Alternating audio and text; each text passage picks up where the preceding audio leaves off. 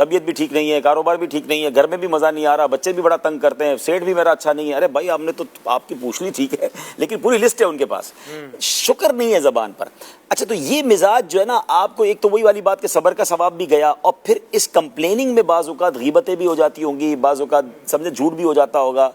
تو خاموش ہے نا, اللہ کو بتائیں, کسی ہے نا کسی کا احسان کیوں اٹھائیں, کسی کو حالات کیوں بتائیں. تو جہاں عرض کرنا ہے وہاں عرض کریں.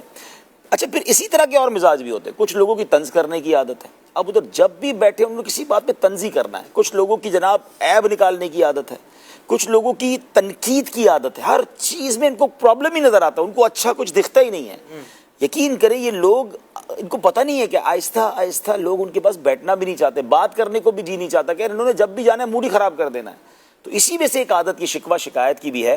مزہ اس بات کا ہے کہ بندہ نظر آ رہا ہے کہ تکلیف میں, اور وہ کہے اللہ کا بہت شکر ہے, اللہ کی بڑی مہربانی. اور ایسے لوگ آپ نے دیکھے ہوں گے, ان پر بعض اوقات رشک آ رہا ہوتا ہے کہ یار یہ بیماری کے بستر پر پڑا ہوا ہے, اس کو ہمیں پتہ ہے غربت کے دن گزار رہا ہے, مگر کبھی کیا بتاتا ہی نہیں ہے پرابلم کیا ہے, اس کی تکلیف ہی پتہ نہیں چلتی ہے. یہ ہوتے ہیں توکل والے لوگ.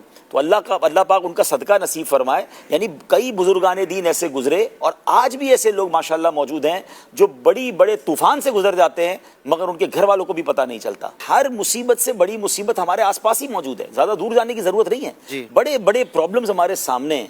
ہم میں سے جو جتنی بھی تکلیف میں ہے نا, وہ اللہ کا شکر اس بات پر ادا کر سکتا ہے کہ مجھ سے بڑی تکلیف میں لوگ موجود ہیں, اللہ نے مجھے اس سے مبتلا نہیں کیا. اور علماء تو بڑی پیاری بات کہتے ہیں کہ کتنی بھی بڑی مشکل کیوں نہ آ جائے, اس بات پر اللہ کا شکر تو ادا کر سکتے ہو نا کہ اللہ نے ایمان کی دولت دی ہے. لوگ تو غیر مسلم بھی ہیں نا, بے ایمان بھی ہیں, اللہ نے مجھے ایمان والا بنایا, یہی اللہ کی بڑی مہربانی ہے. تو جب آپ اپنے سے تکلیف میں بڑے آدمی کے بارے میں, بڑی تکلیف والے کے بارے میں سوچ لیتے ہیں نا, تو پھر سکون بھی آ جاتا ہے, پھر شکوہ شکایت بھی چلی جاتی ہے. تھوڑی دیر کا صدمہ ضرور ہوتا ہے, لیکن وہ کہتے ہیں نا صبر کا ثواب ہی پہلے صدمے پر ہے.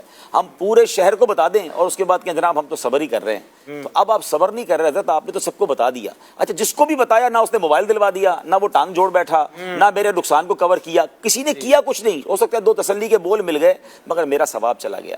اللہ کرے کہ ہم ایسا صبر کریں جیسے بزرگان دین صبر کرتے تھے.